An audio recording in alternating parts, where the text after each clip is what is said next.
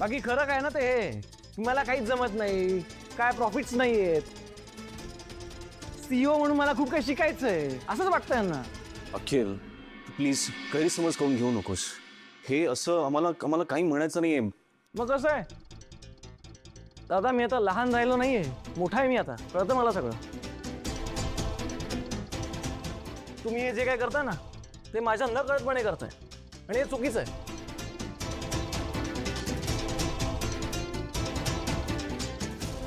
नाही म्हणजे मी जे काही व्हेरिफिकेशन केलं त्याची काहीच किंमत नाही, बरोबर ना?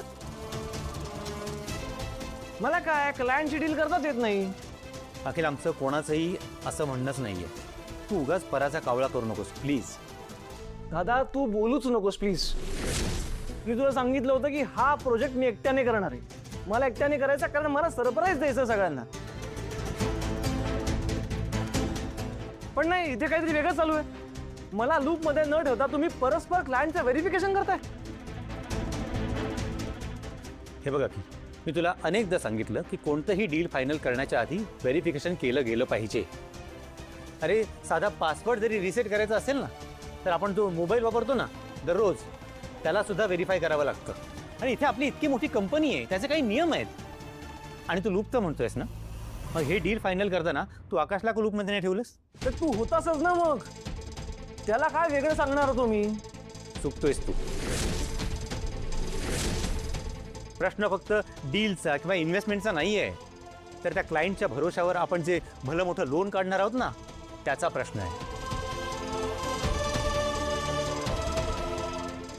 उद्या त्या क्लायंटने बॅकआउट केलं तर याचा किती मोठा फटका आपल्याला बसेल याची कल्पना आहे तुला?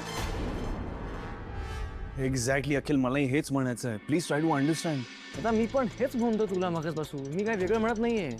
मी सगळं व्हेरीफाय केलंय, सगळी व्हेरिफिकेशनची प्रोसेस केली आहे. तेवढी अक्कल आहे मला.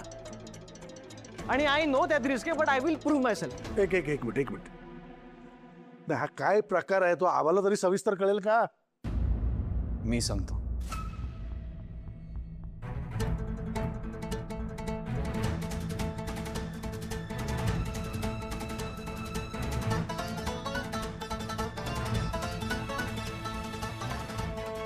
नाही अखिल, हे दोघे बोलतात ते अगदी बरोबर आहे.